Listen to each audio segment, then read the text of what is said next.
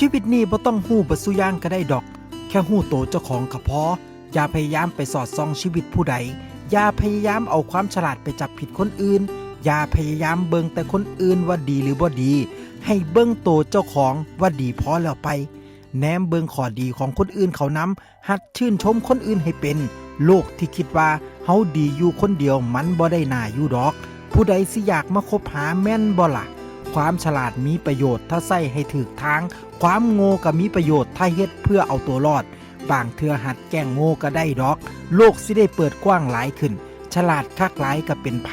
ถ้ามีแต่ใส่กดขี่คนอื่นลงต่ำอย่าเฮ็ดตัวสูงส่งจนคนอื่นเอื้อมบ่ฮอดอย่าเฮ็ดตัวต้อยต่ำจนคนอื่นย่างข้ามได้ให้เฮ็ดโตคือต้นหญ้าต่อให้พ่อพายุใหญ่ปานใด